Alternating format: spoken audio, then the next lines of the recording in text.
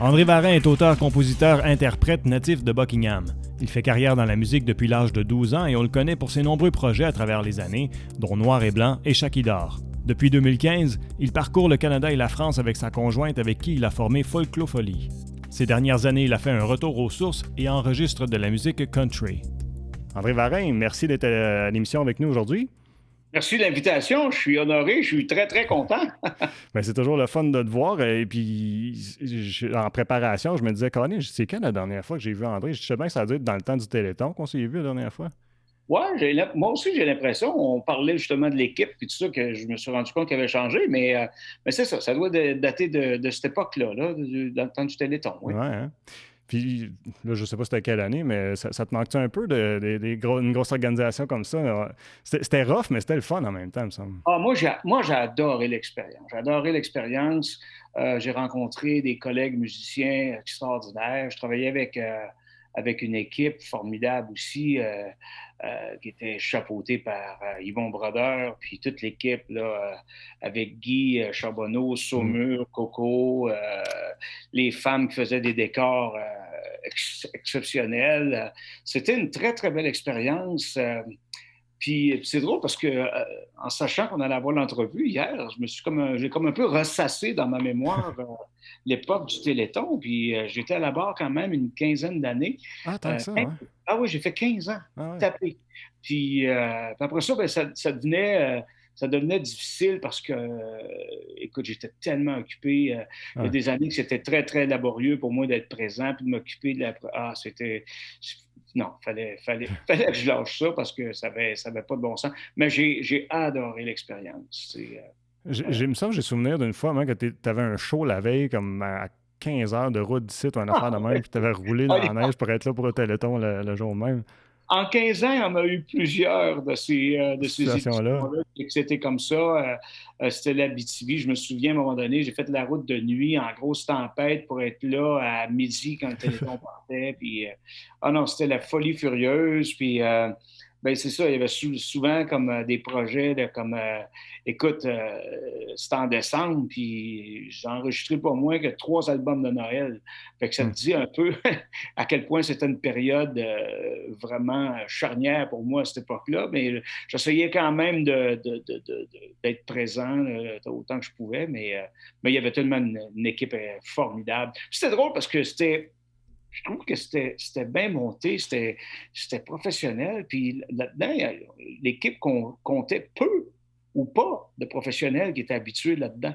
On avait le souci des choses bien faites. Il y a votre équipe, que je pourrais dire, qui est à la tête, qui était pro parce que vous aviez l'habitude de le faire, mais d'organiser quelque chose de gros comme ça, il n'y en a pas beaucoup dans l'équipe qui avait de l'expérience. Fait qu'on a Hmm. tiré notre épingle du jeu. Charles Fairfield, l'arrivée de Charles Fairfield pour le son de la télé, ça a donné un gros plus. Ah Ouais. non, non, j'ai adoré l'expérience. Vraiment, là, c'était cool. C'est drôle que tu parles de ça, d'équipe professionnelle et tout ça, parce que dans le fond, quand tu regardes ça, oui, tu sais, nous autres, on est une équipe professionnelle peut-être, mais on était certainement une petite équipe pour tout faire quelque chose qui était tellement gros, là. Ah, c'était gros, Ouais. vraiment.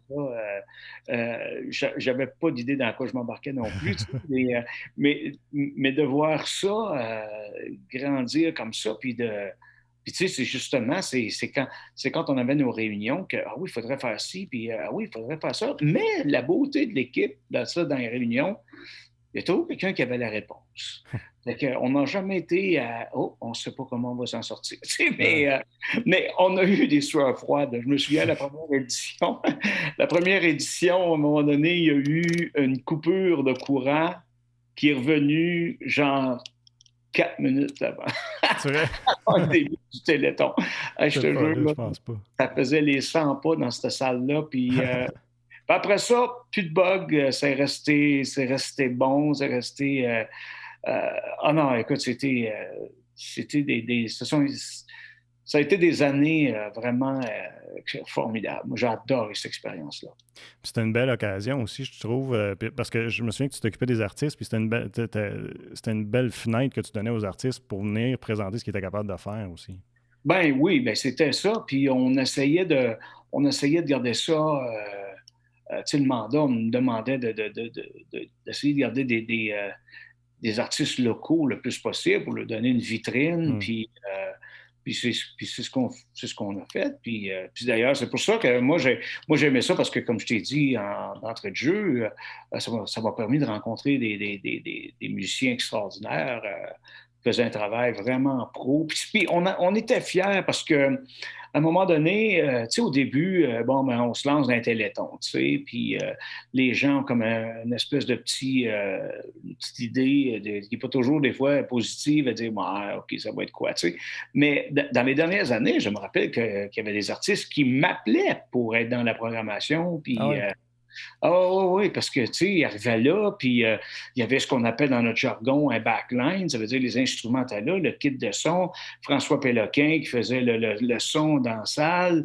Les gens écoutaient ça dans le temps que Charles faisait la télé, puis tout le monde disait waouh, ça sonne tonne de briques, cette histoire-là. Puis, fait que on s'en faisait une fierté de dire bon, on n'est pas gêné de recevoir des artistes, Mm. puis voilà, c'est ça. Mais c'était tout le temps des défis extraordinaires parce que, moi, je veux dire, des fois, on arrivait sur une scène, la grande scène, des fois, il y avait un band de 12 musiciens, puis après ça, il y avait comme une petite 10 minutes de pause et d'entrevue, puis tout de suite, on changeait de scène, puis hey, c'était toute une histoire de régie, puis tout ça, mais Guy Saumur a assumé un travail. Guy Saumur qui a changé le travail avec Daniel Paul, Mm. faisait un travail de régie absolument époustouflant. Puis en tout cas, ils ont sauté dans le projet, puis ils ont tenu la barre top, mon gars. Top, c'était vraiment le fun. Je pense que les gens Mm. appréciaient aussi. Ouais. Ouais, ben, puis je suis content que tu le dises parce que j'ai jamais eu la chance d'avoir le feedback des artistes, fait que c'est cool d'entendre ça, tu sais, que ça a été apprécié comme ça. Puis je veux en profiter, on dirait que je lèche des bottes, mais je veux souligner le travail aussi de Gilbert Lantier, qui était notre directeur technique à Absolument. l'époque, qui a fait un Absolument. travail tellement incroyable à chaque année là, pour faire À ça. chaque année, puis Gilbert aussi, assidûment, assistait à toutes les Mm. réunions, puis non, non, non, c'était, écoute, puis c'est ça, la crainte d'en énumérer puis d'en oublier, là, mais effectivement, Gilbert, un gars que j'aime beaucoup, beaucoup, j'apprécie, puis que c'était le genre, là, des fois, là, on finit cette réunion, puis lui partait avec une espèce de liste d'épicerie de choses qu'il devait faire pour Ouais. essayer de voir où on mettait la tour, la connexion entre le téléthon, mais essayer de trouver une petite roulotte pour qu'il soit installé à l'extérieur. Ah, les gars, là, je dirais même pas qu'ils ont gagné le paye parce qu'il n'y a personne qui était payé pour le faire, mais Ouais. en tout cas, c'était la dévotion, je te dirais. Tu sais, tu as des gens passionnés qui aimaient les défis, puis qui étaient les gens étaient dévoués. Mais Mhm. en plus, c'est facile de l'être euh, quand il s'agit de venir en aide à des gens dans le besoin dans notre région à nous. Donc, on Ah avait ouais. cette espèce de sentiment d'appartenance et d'engagement. Mm. Puis aussi, puis moi, mon cœur d'enfant qui existe encore, quand c'est la période de Noël, pour moi, c'était supposé être une période magique. Puis j'ai participé aussi une année à faire la distribution des paniers qui venaient en aide aux gens, puis tout ça. Tu sais, on a eu des témoignages live de gens qui recevaient ça. Bon, on entrait à des endroits, les gens se mettaient à pleurer, puis la réaction des enfants aussi qui voyaient les cas. Ah, écoute, Wow. c'était vraiment extraordinaire, cette époque-là. Ah, c'est cool que tu aies participé à ça. Moi, Yvon Brodeur m'en a compté là, des fois, là, puis j'en avais des frissons à entendre ça. Ah Là. oui, oui. Ouais. Ouais, ouais, ouais, ouais. Eux autres plus que moi, parce que moi, en fait, mon travail ne consistait pas à aller rencontrer les gens. Ça, je trouvais ça difficile, tu sais. Pas pour jouer à l'autruche, là. Je savais que ça existait, tu sais. Mais ça, je me souviens, entre autres, euh, ça, c'était dans les premières années où est-ce qu'on partait, puis on allait rencontrer des gens dans des centres d'hébergement, à l'hôpital, puis tout Mhm. ça. Puis une année, j'ai vu la limite de ce que je pouvais tolérer, là, humainement parlant. Mm. On s'en va à l'hôpital, puis il y a une dame qui est là avec son mari, puis elle est dans quarantaine, puis est en phase terminale du cancer. Tu sais. Puis quand on est arrivé là à jouer des instruments, puis chanter, elle s'est mise à pleurer, puis son conjoint la tenait, puis il pleurait. Non, là, j'ai dit à Yvon, il dit, tu vois, ça, plus jamais. Moi, Ouais. Ça, je suis pas capable de prendre ça. En tout cas, à l'époque, c'était ça. J'étais wow, wow, wow, wow, wow. C'était, en tout cas, je pense qu'on a été des marchands de bonheur et d'amour pendant toutes ces années que ça a duré, ça. Puis, je pense que ça a connu sa part d'importance, je pense, dans la société puis dans notre région. Ah, absolument, absolument. Pour revenir à ce qu'on disait, la fenêtre chez pour les artistes, est-ce que, parce que je sais que tu tournes autour, tu connais ce qui se passe autour de chez nous, c'est qui les artistes qu'on devrait suivre, puis tout ça, puis souvent, ça revient sur le tapis lorsque je parle avec des gens qui sont en musique, c'est est-ce qu'on a assez de plateformes pour faire la promotion des artistes de chez nous? Écoute, c'est un combat qui a toujours existé, l'histoire d'être un artiste puis d'essayer de prendre sa place. La question, je la trouve bonne, je la trouve pertinente. D'ailleurs, j'ai déjà été invité, moi, dans le cadre de Contact Ontario, dans un paneling pour faire une conférence sur comment gagner sa vie en tant qu'artiste indépendant. Et puis là, à côté de moi, qui partageait la tribune, il y avait une femme qui était une experte en demande de subvention, puis mais tu vas voir où je vais en venir. Après ça, je l'ai laissé parler, puis après ça, j'ai pris la parole. J'ai dit, écoutez, les artistes indépendants, surtout l'industrie a diamétralement changé depuis mes débuts de carrière à aujourd'hui. Ça, c'est plus la même game du tout. Tu sais, j'avais mon fils la semaine passée qui est venu me voir, lui, étudier en marketing.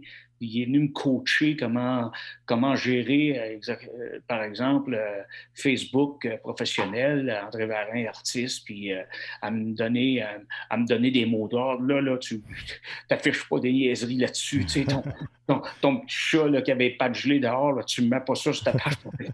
Et puis, mais moi, ce que je disais dans cette tribune-là, c'était de dire aux artistes, vous savez, à un moment donné, tout le monde aspire, à l'époque c'était ça, tout le monde aspirait à traverser la grande porte du show business un jour.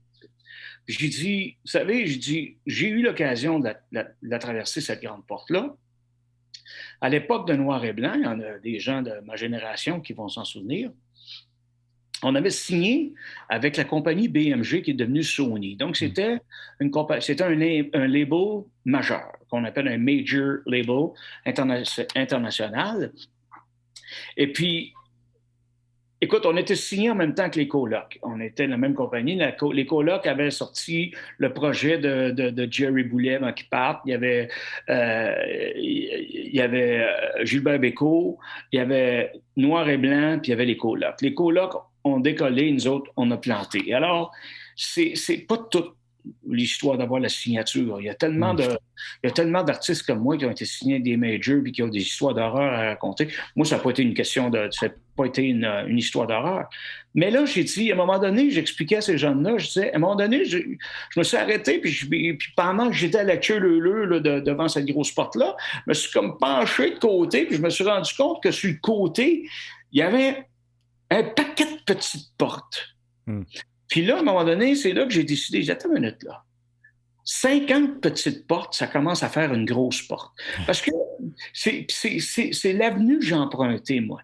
Puis je l'ai empruntée, puis je suis content de l'avoir faite parce que moi, mon but à moi, en tant qu'artiste, c'était pas d'être une vedette. Parce qu'un gars, il m'a déjà raconté, c'est Yves Savard chez qui j'avais fait le premier album de Chucky Dore à l'époque.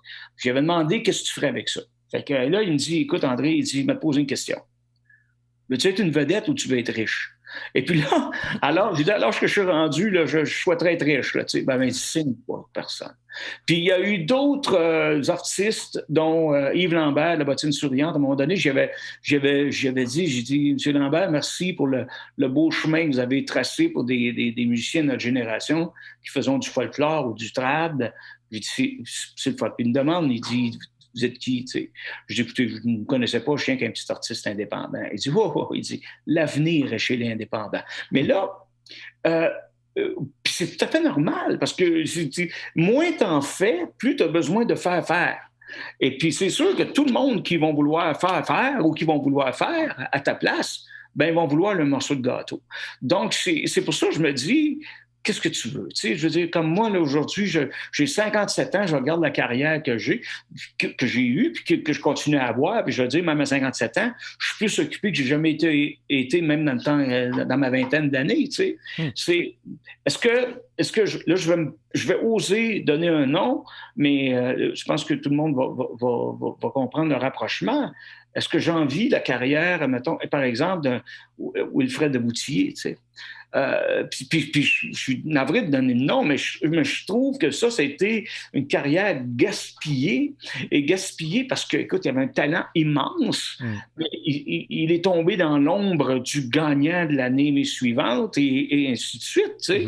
Puis on en a une petite fille de Buckingham qui est tombée dans l'ombre. Donc, c'est dommage parce que je trouve des fois, c'est cette envie d'être des vedettes avant d'être un artiste. C'est comme un enfant, un nouveau-né, un enfant qui a envie de courir avant de marcher.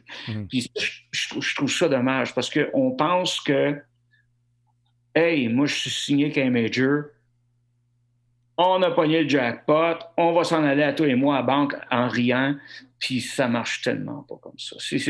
Ça marche pas comme ça. Faire une carrière pendant tant d'années et de réussir à continuer à gagner sa vie en tant qu'artiste et en tant qu'auteur-compositeur, c'est une autre game. Tu sais, c'est comme... Je sais patiner, moi, mais je mérite pas de jouer pour les sénateurs d'Ottawa ou les Canadiens de Montréal. Tu sais, ça prend plus que ça, tu comprends? Ça prend plus qu'un matin. Puis construire une carrière, écoute, puis souvent, tu sais, ceux qui veulent se construire des carrières, on va dire, oui, ma passion, moi, c'est la musique, tu sais. Mais c'est comme le chef cuisinier qui ouvre son grand restaurant. Il a beau vouloir vivre sa passion d'être chef dans la cuisine puis nous préparer les plats, les mets les plus succulents, les plus délicieux, mais il est obligé de se poser la question de l'état de sa toilette. Puis est-ce qu'il a pelleté son entrée parce qu'il est tombé 30 cm dans... Fait que, tu sais, le rapport, c'est tout ça. Une carrière, j'ai toujours, moi, depuis l'époque de Chucky d'Or, j'ai toujours géré ma carrière comme une entreprise, une PME. Puis je me suis retroussé les manches, puis je me suis salé les mains, puis écoute, puis je travaille encore. Puis je pense que ça, tu peux pas passer au travers de ça, à moins que tu refuses de le faire, puis que tu délègues, mais là, il faut que tu t'attendes à ce que ça va te coûter de l'argent. Tout à fait normal. Ben, chapeau au chemin que tu as décidé de prendre puis la carrière que ça a donné. Je pense que c'est une belle réussite parce que là, tu viens d'enregistrer 4 pistes, c'est-à-dire 3 puis une quatrième qui était déjà faite. Je pense que tu as mis sur le nouvel EP.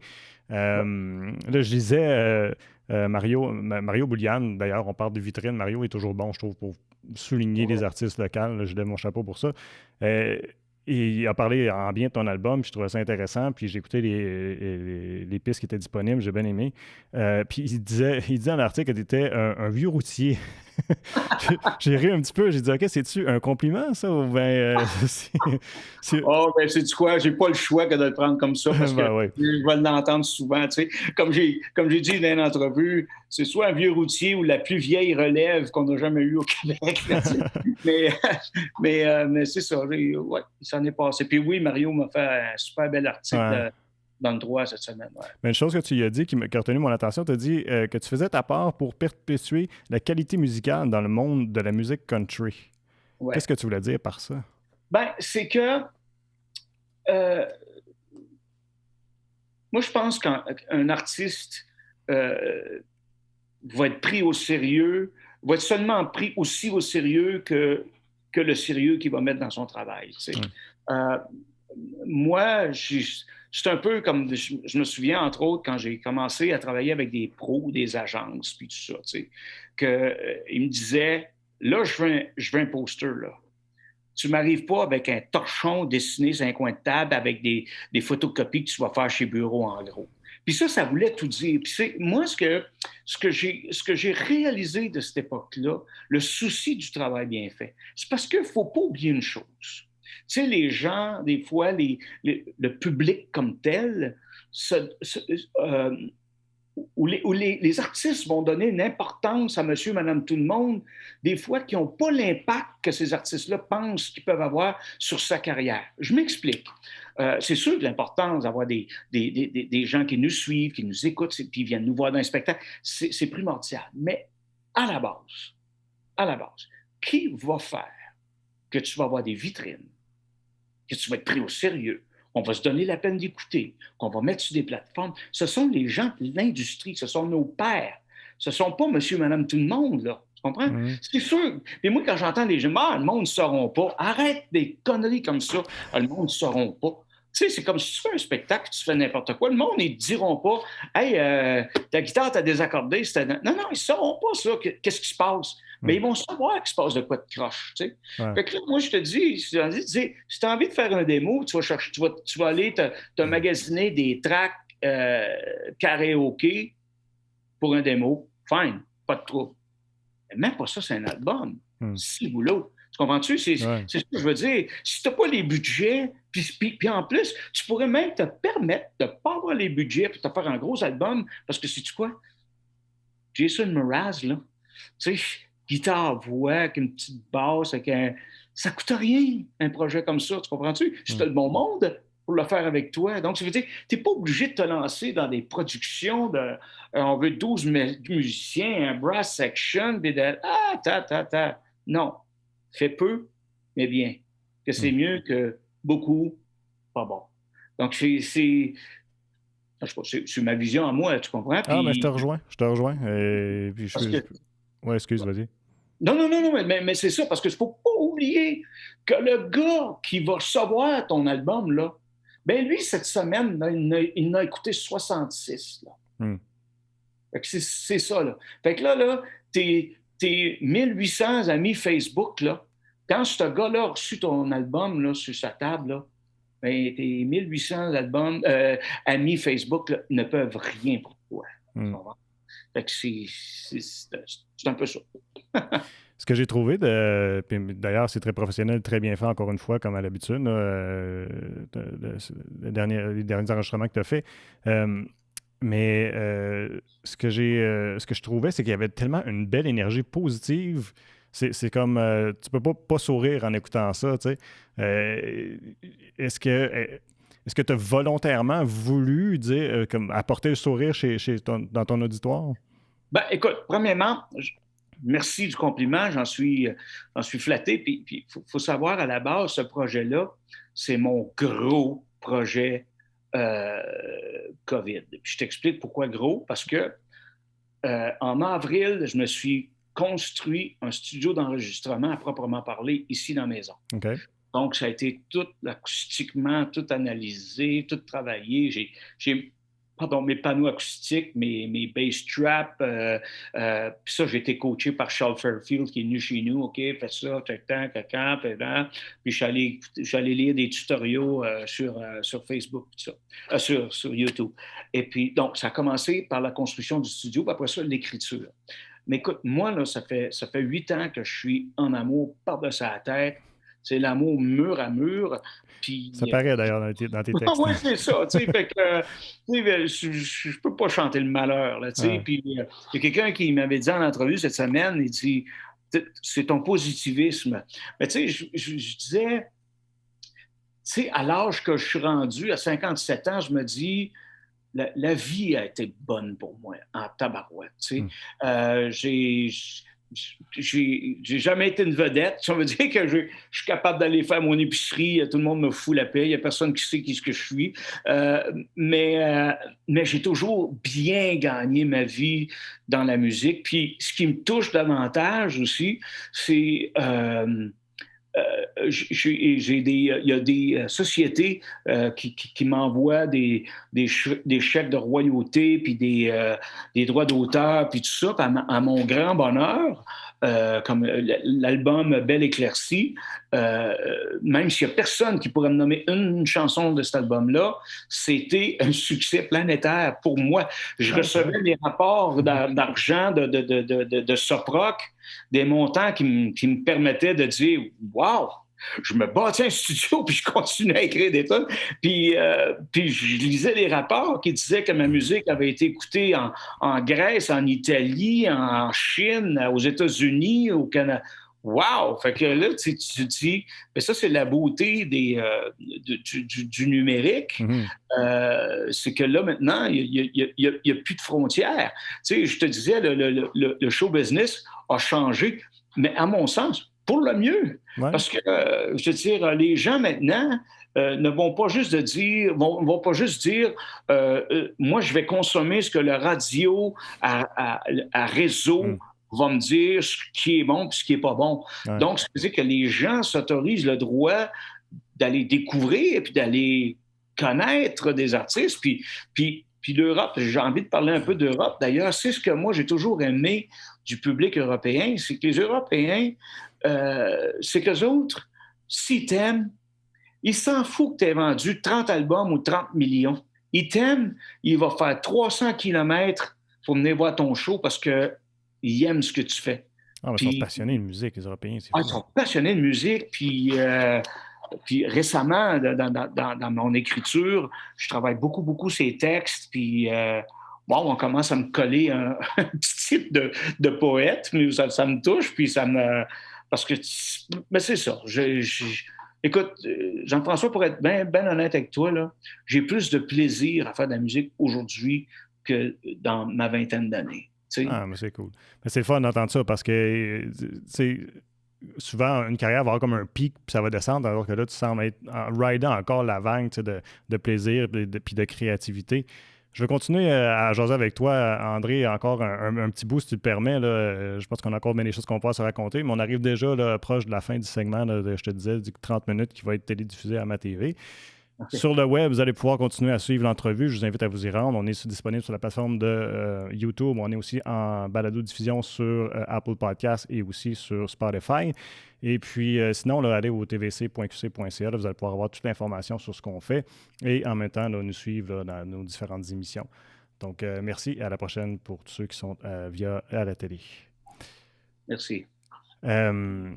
Oui, effectivement, c'est que c'est ça, je disais, t'es encore en train de rider ou est-ce que tu tripes encore, malgré que, je m'excuse de le rappeler, mais 57 ans, mais t'as l'air tout jeune d'énergie, puis t'as l'air en forme en plus, tu sais.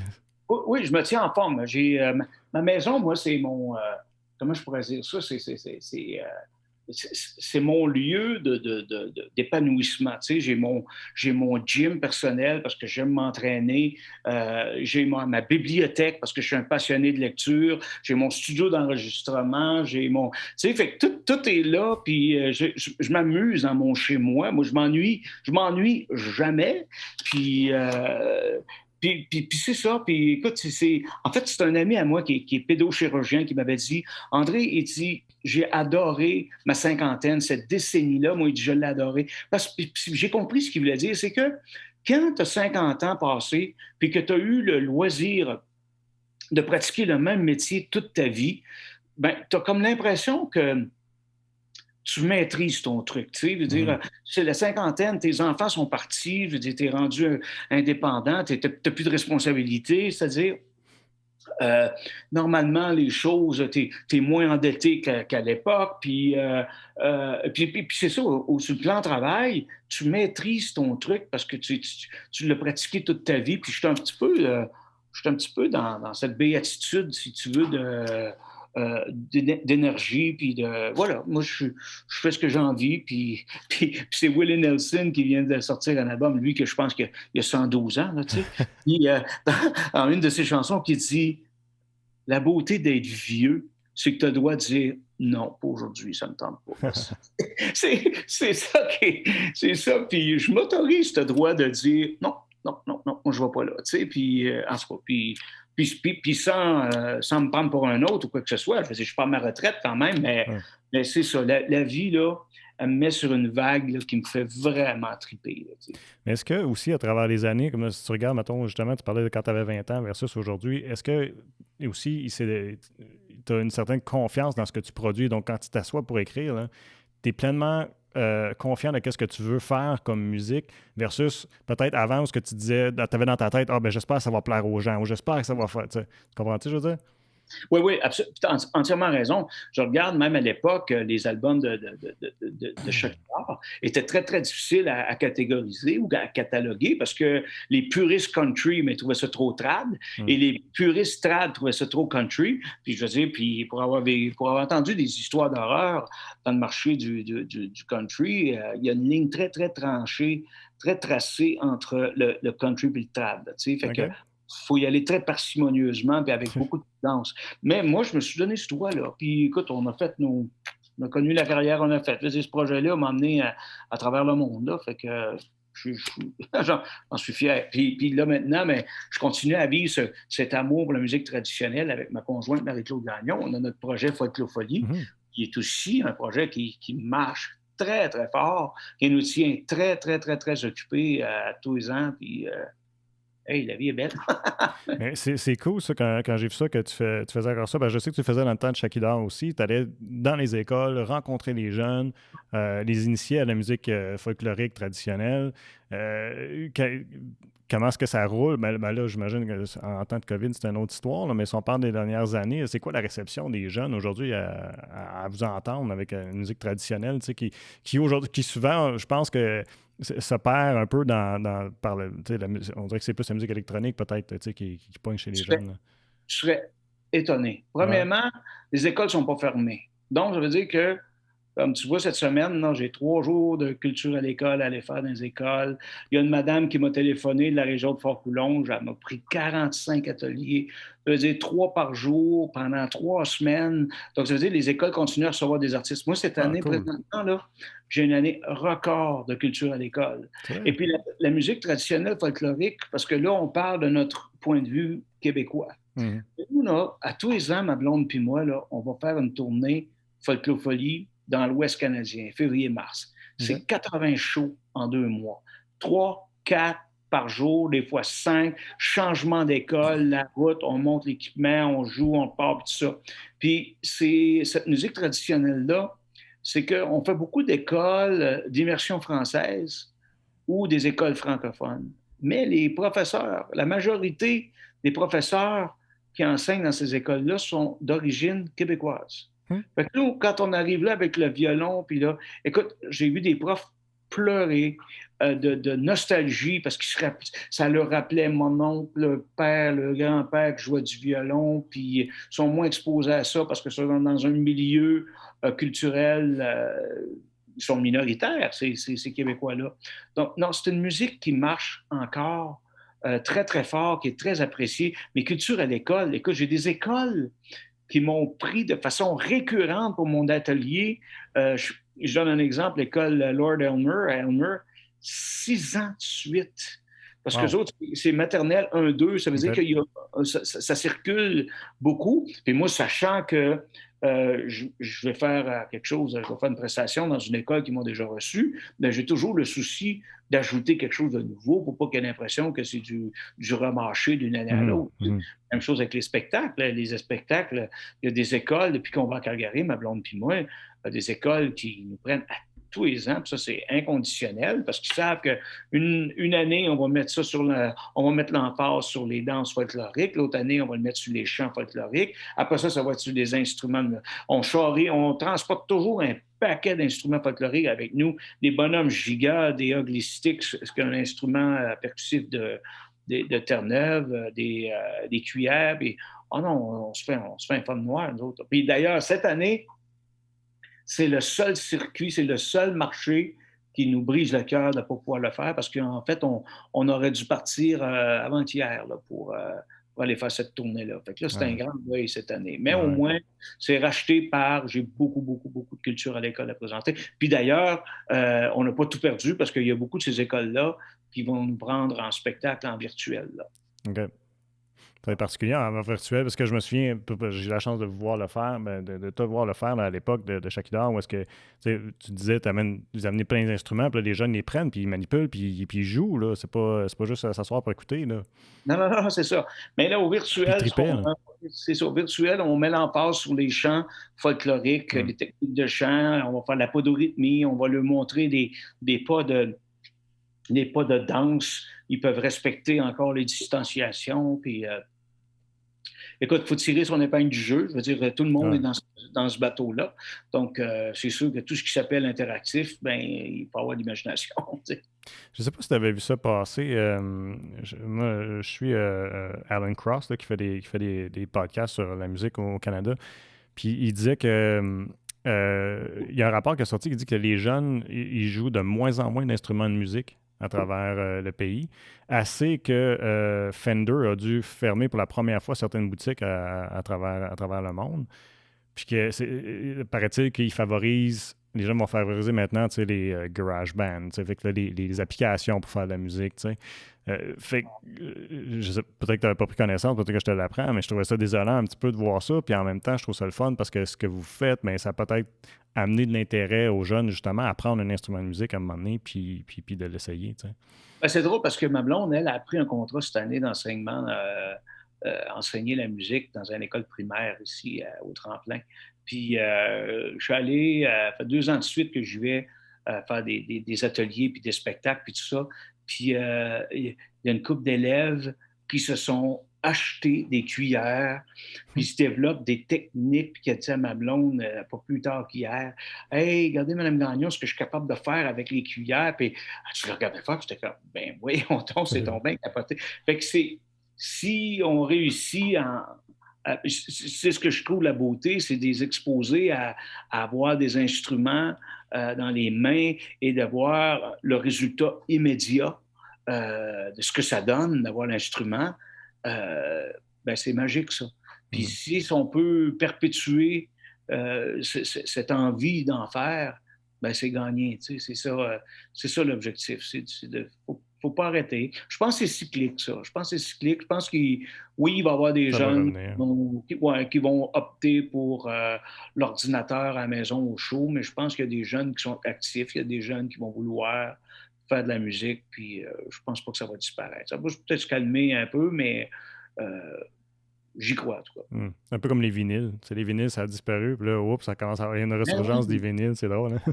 ben c'est ça, tu sais, tout est cyclique, tu sais, puis il y a Ouais. des modes aussi, tu sais, puis ben voilà, ça, on ne peut pas y échapper. Là. Qu'est-ce que tu veux? Pendant qu'on en parle de ta conjointe puis les Folklofolies, tu as enregistré un album de Noël avec elle aussi il y a quelques années.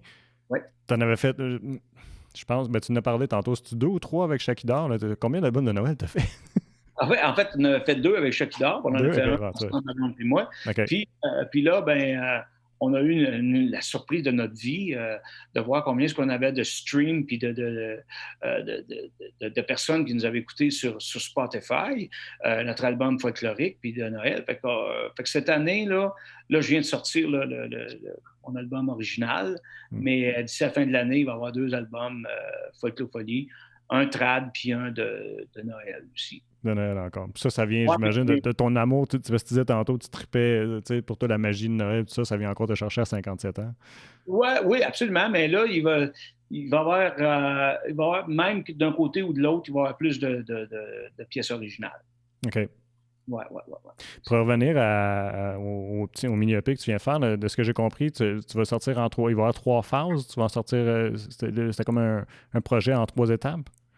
Ben, oui, parce que, écoute, j'avais parlé à un moment donné de ce qui est arrivé avec les 3 chansons originales sur l'album Les Jardins du Souvenir. J'ai pas fait Mhm. attention. Puis en fait, l'album Le Jardin du Souvenir était l'album carte visite pour moi pour entrer dans les festivals country au Québec. OK. Fait que c'est pour ça que tu avais repris tu avais interprété des pièces. Exact, c'est ça. Parce que les fans de country aiment bien les tunes qu'ils Ouais. connaissent. Ouais. Ils aiment bien les terrains de Ouais. confort, puis le pantoufle, tu sais. Ouais. Fait que, mais, au bout du compte, j'ai réalisé que l'album était majoritairement anglophone. Mhm. Donc, lui, il s'est ramassé sur des plateformes en tant que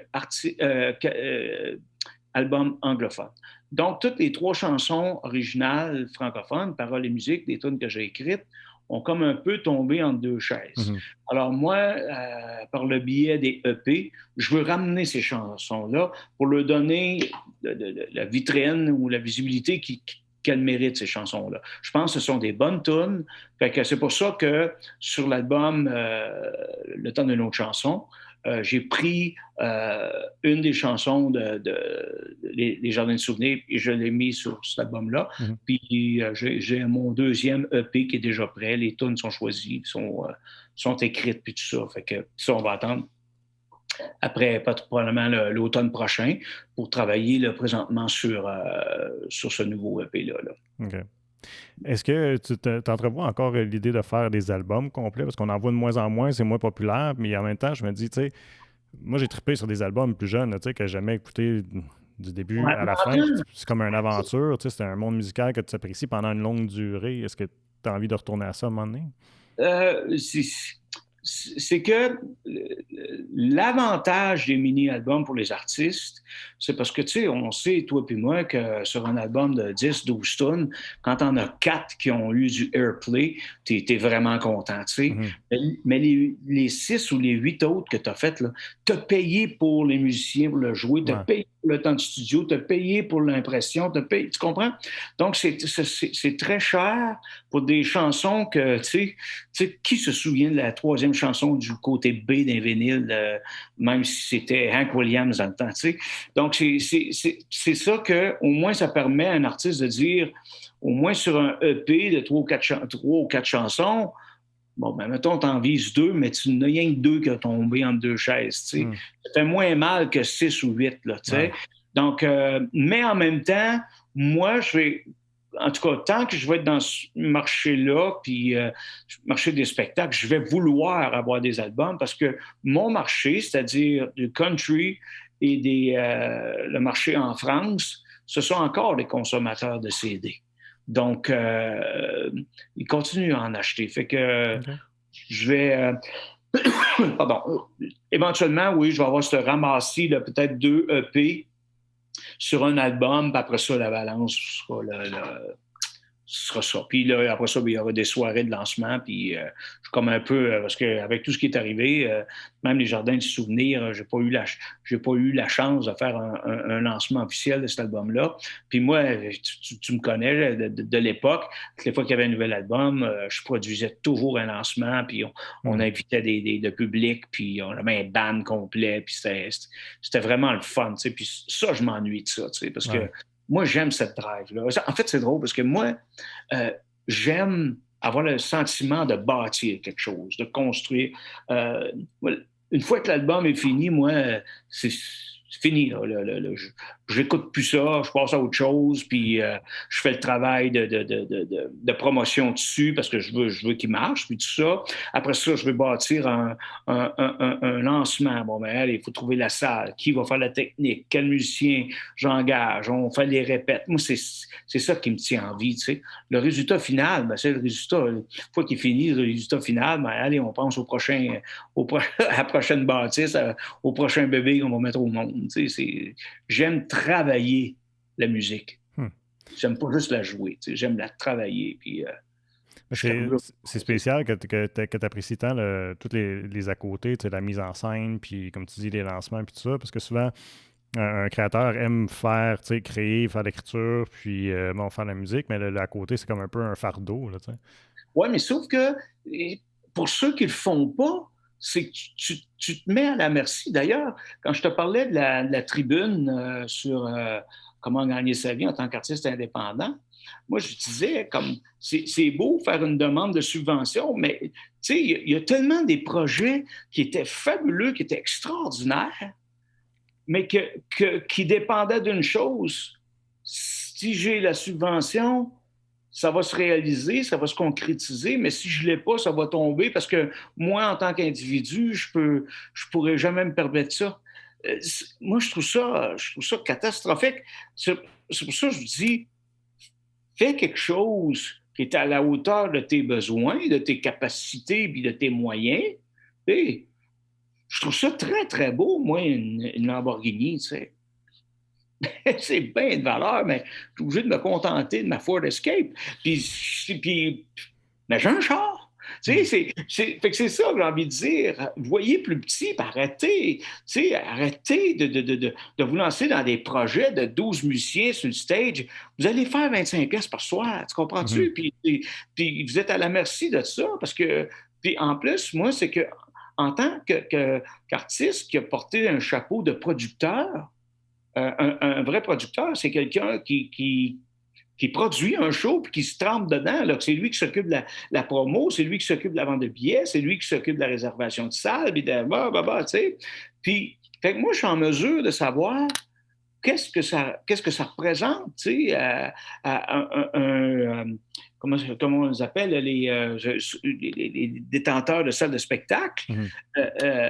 C'est que le problème, le gars, il dit, écoute, il dit, moi, je te voudrais bien dans ma salle, mais je suis convaincu que t'es écœurant, ton show. Mais quand je vais l'annoncer, André Varin, moi, Saint-Cybrien des coins-coins, là, il dit, il n'y a personne qui te connaît là. Je m'y prends comment pour vendre des billets? Puis c'est ça la réalité. Fait que sais-tu quoi? Moi, j'ai fait moins de tournées dans ma vie que j'ai produit de spectacles, tu sais, parce que, je veux dire, moi, je me dévouais corps et âme pour remplir ma salle, puis d'en parler, puis c'est beaucoup de travail, tu sais. C'est ce que, de dire, mettons, je pars en tournée promotionnelle, tu fais 8 places, puis ils sont 12 personnes par place, c'est de l'énergie, c'est dur, puis il ne faut pas chercher tant de monde que ça, tu sais, fait que, en tout cas, il faut choisir ses combats, puis de viser à la hauteur d'où on est rendu, tu sais. C'est sûr que Patrick Normand travaille moins fort pour remplir vendre 600 billets pour un spectacle, tu vois. Mais c'est ça. La vie, c'est comme ça. Moi, je ne suis pas aigri pour autant. Je veux dire, j'ai ma part de la tarte. Puis moi, je suis très heureux. Tu parles d'être sur la route puis faire la promotion. Là, pour ce EP-là, nécessairement, les salles de spectacle sont fermées. Tu t'ennuies-tu de la scène? Ah, terriblement.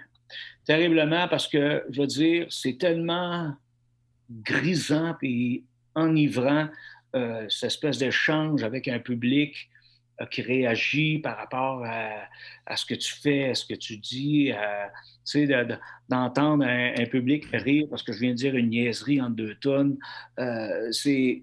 Ça n'a pas de prix, ça. Ça n'a pas de prix. C'est tellement, c'est ça, je te dis, c'est tellement une espèce d'échange d'énergie positive. Ben oui, il n'y a personne à qui ça manque pas, là, tu sais. C'est clair.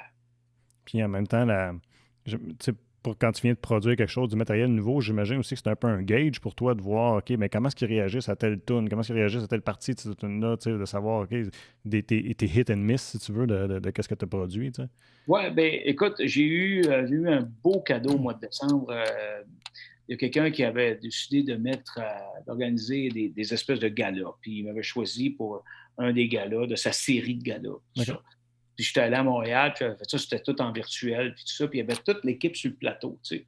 Puis j'ai vraiment trippé parce que, tu sais, j'expliquais, j'ai dit, écoutez, j'ai l'occasion de sortir mes chansons à texte, des chansons qui méritent d'être écoutées à tout le moins. T'aimes ou t'aimes pas, mais au moins tu l'as entendu, tu l'as écouté. Parce que j'ai dit, tu sais, souvent, j'ai dit, quand on est dans des festivals country, notre mandat d'un festival country, c'est pas tant que tu n'es pas une vedette, là, puis que les gens vont dire à Patrick Normand, je vais entendre quand on est en amour. Là. Quand tu n'es pas ça, ton rôle, c'est pas de dire vos boîtes, puis écoutez-moi, là, j'ai une belle chanson en texte, je veux que vous compreniez les paroles. Non, toi, ton rôle, c'est de foutre le party là-dedans, puis que le monde s'amuse, puis qu'il dit j'ai aimé ton show, j'ai eu tellement de fun. Tu vois? C'est ça que le festival te demande. Mais c'est dommage parce que les belles chansons à texte, ben, il en souffre, tu sais. Puis là, dans ce gala-là, j'ai eu l'occasion de le faire. Puis là, les gens n'étaient pas distraits par le gars sur la brosse à côté qui lance son verre de bière, puis le monde qui parle, puis tout ça.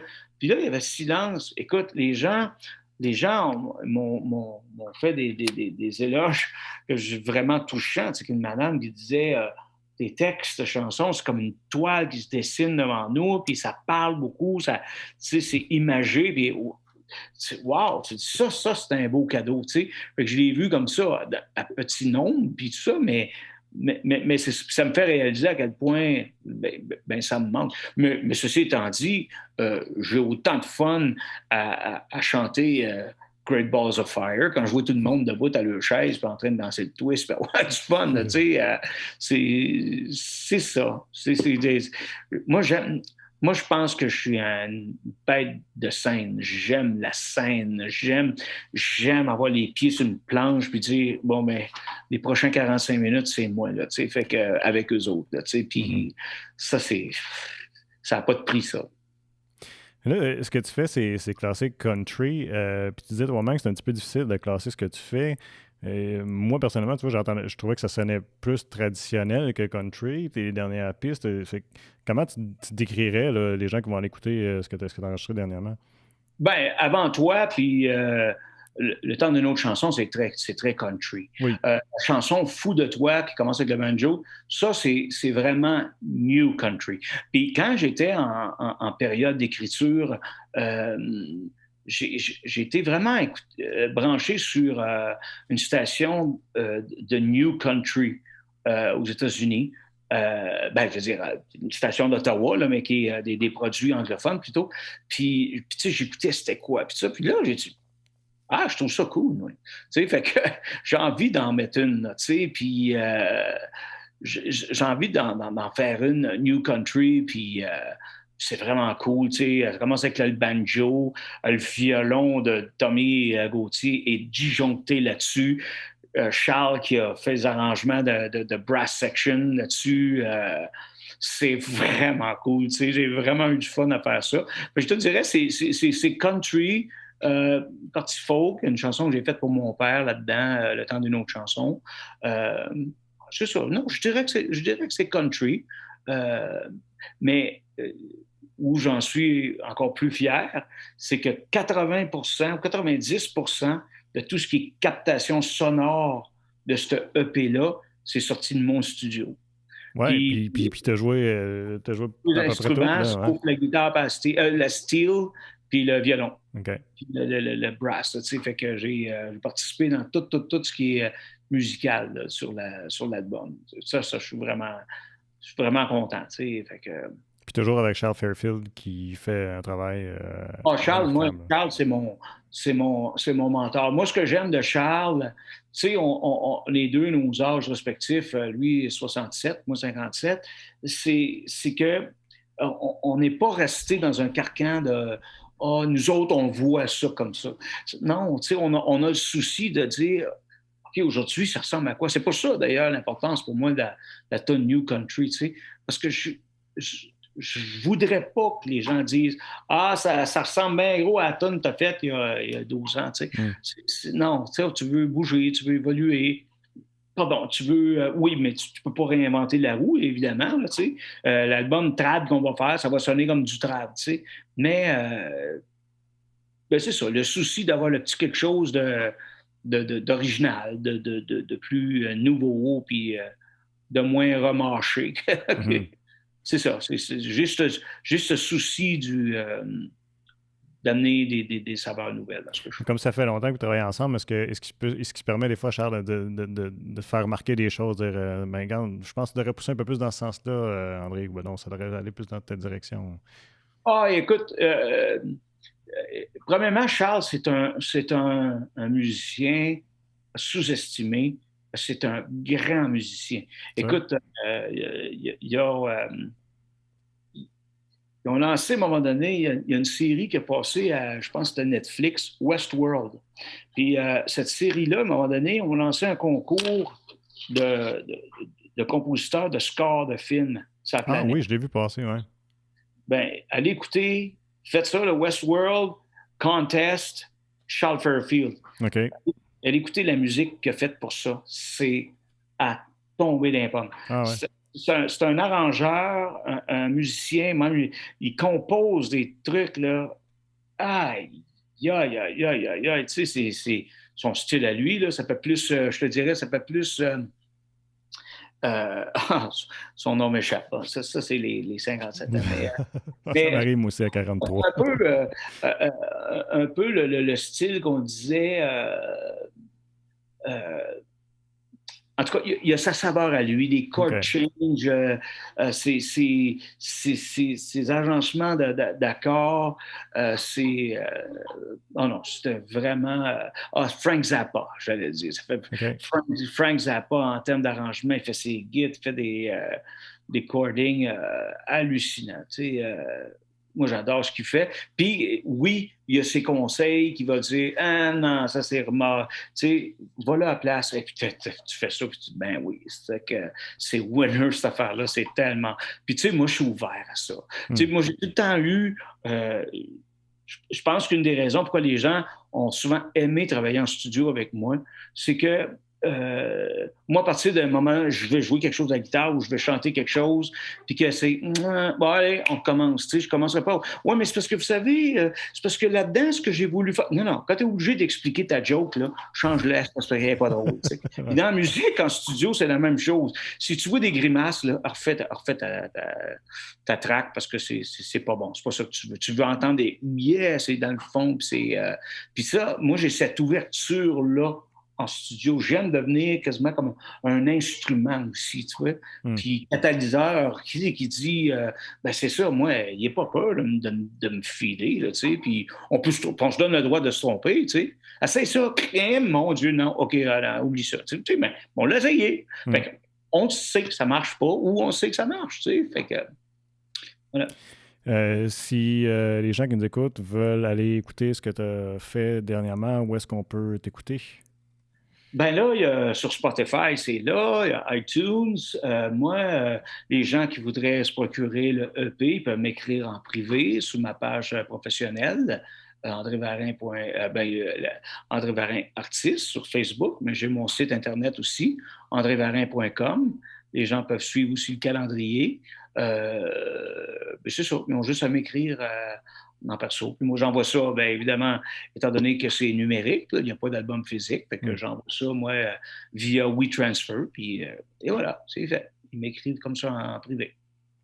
Mais cool, écoute, j'ai hâte de voir aussi ce que tu vas faire prochainement avec ton nouveau studio. Puis parce que j'imagine que tu as une belle liberté de création là, avec tout ce que tu as. À ce temps, ça doit être super trippant de pouvoir c'est une bebelle extraordinaire parce qu'en plus, j'ai le droit, à moindre frais ou à pas de frais du tout, d'expérimenter des choses. C'est sûr, d'avoir son studio, tu essayes des trucs, ça marche pas. Puis tu te donnes le temps de travailler tes patentes, tu sais, fait que tant que tu n'es pas satisfait, mais tu le refais. Le nombre de takes qu'il te faut, on s'en fout, tu sais. Moi, je veux juste le résultat final, tu sais, fait que, voilà. Bien, on va te suivre, en tout cas, puis on va avoir sûrement l'occasion de s'en reparler. Je te remercie énormément d'avoir participé à l'émission aujourd'hui. C'était un plaisir. Jean-François, c'est un honneur, puis j'étais bien content que tu m'invites parce que c'est un beau concept d'émission. Je trouve ça cool, puis t'es extraordinaire, tu fais un super job. Merci beaucoup. Ben, merci. Ben c'est fun, ça. Merci tout le monde d'avoir été à l'écoute et je vous invite à nous suivre sur nos différentes plateformes web pour regarder ou écouter toutes nos émissions.